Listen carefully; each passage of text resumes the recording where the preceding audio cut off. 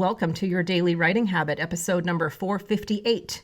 If you're writing a book or thinking about it, or maybe you've started writing your book and you need some help getting it done, you are in the right place. Good morning, happy Sunday. I'm your host, Christine Whitmarsh, also known as Christine Inc. Each day, I'm sharing with you the writing habits I've learned over my 19 years as a ghostwriter, book coach, and author. I have found that three things in particular have a huge impact on your success as an author, and they have the ability to turn a quote-unquote non-author into a published one. Those three things are writing fundamentals, productivity, and mindset habits. Well, once again, good morning, happy Sunday. As we do every Sunday here on Your Daily Writing Habit, it is Sunday story time, where I grab a book off my bookshelf. It might be one of my own books, maybe a client's, or maybe just a book that's had a great impact on me. And speaking of impact, the book that I've chosen today is from the founder of a company called Impact Group. Her name is Laura Herring, and her book is No Fear Allowed, a story of guts, perseverance, and making an impact. And this is a great story. This is one of my favorite stories. This is a great book, by the way, No Fear Allowed by Laura Herring. Highly recommend it, especially with all the fear that we're all dealing with lately here. But this is a great story, especially for entrepreneurs, but really for anybody that needs help kind of, being innovative and getting around like the rules and boundaries of life to get what you want. And believe me, this woman is the queen of getting what you want. She got her goals accomplished in very big ways in this book. But this is a really cool, creative, entrepreneurial story here. It's called The Visor. So when my head cleared and I picked up the Momentum program from the van line, I sat in my office with one thought in mind. Where did companies go to talk about relocation? I quickly found the answer. The Employee Relocation Council, ERC. Their annual conference was in New Orleans in the fall of 1988. I told Mike I had to go and charged the whole thing to a credit card.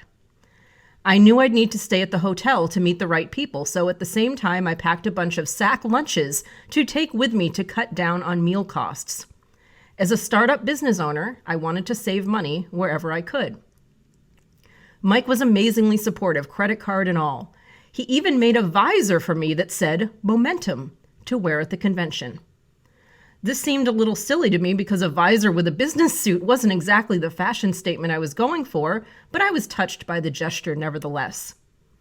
He wanted to help and support me in any way possible.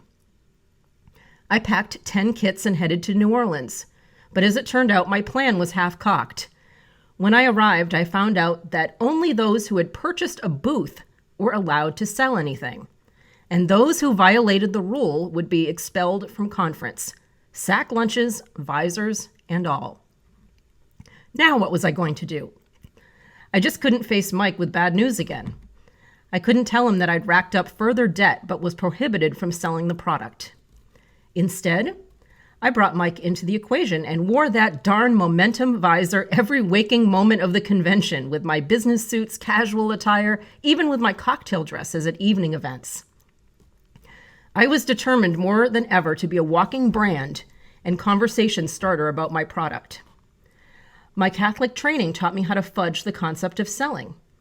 If someone stopped and asked me about my visor, what is momentum? Then I would be able to answer them directly with all the details. I wasn't selling, I was answering a question.